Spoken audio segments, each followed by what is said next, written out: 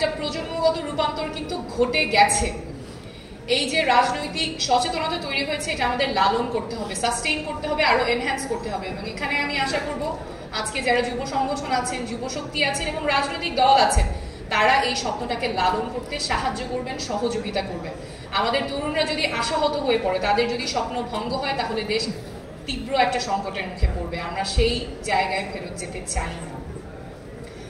কিন্তু দুঃখের বিষয় হলো গত 1 বছর ধরে তরুণদেরকে বিভিন্নভাবে হেয় প্রতিপন্ন করা হয়েছে, ছোট করা হয়েছে। অনেক ধরনের মানহানিকর কথা হয়তো খুব ভাবনা চিন্তা ছাড়াই বলা হয়েছে, যে ছোটরা কি বোঝে, তরুণরা অত কি বোঝে, দেশের জন্য ওরা কি জানে।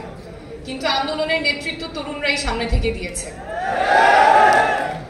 তাই এরকম কথা যেগুলো হয়তো আমরা অনেক চিন্তা করে না বলা হয় না, কিন্তু এটার একটা ইম্প্যাক্ট আছে। তরুণদেরকে ছোট করে দেখা, হেয় করে দেখা, এই সংস্কৃতি থেকে আমাদের বের হয়ে আসতে হবে। কারণ তরুণরা আমাদের শক্তি, আমাদের স্বপ্ন তরুণরাই সামনে নিয়ে যাবে। আমি সবার প্রতি আহ্বান করব যাতে এই ভাষাগুলো, এই অ্যাটিটিউডগুলো যাতে না থাকে। তরুণরা যেমন রক্ত দিয়েছে, তরুণরা দেশকে সামনে নিয়ে যাবে, নীতি নির্ধারণীতে তাদের ভূমিকা থাকবে, দেশকে সামনে নিয়ে যাওয়ার ক্ষেত্রে তাদের ভূমিকা থাকবে। আমাদের এমন রাজনীতি করতে হবে যাতে নারীরা সক্রিয় অংশগ্রহণ করতে পারে। আমাদের অভ্যুত্থানের একদম সামনে থেকে নারীরা নেতৃত্ব দিয়েছে, কিন্তু গত 1 বছরে আমরা এটাও দেখেছি, এমন কোন নারী রাজনীতিবিদ নাই যাদেরকে সাইবার বুলিং করা হয় নাই।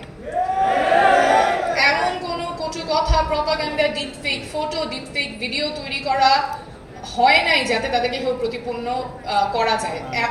এটার মানে কোনো ইয়ত্তা নাই যেভাবে নারী রাজনীতিবিদদেরকে হেয় প্রতিপন্ন করা হয়েছে। এই সংস্কৃতি আমাদের ঠেকাতে হবে এবং এখানেও তরুণরা সম্মুখ সারিতে ভূমিকা রাখবেন বলে আমি আশা করি।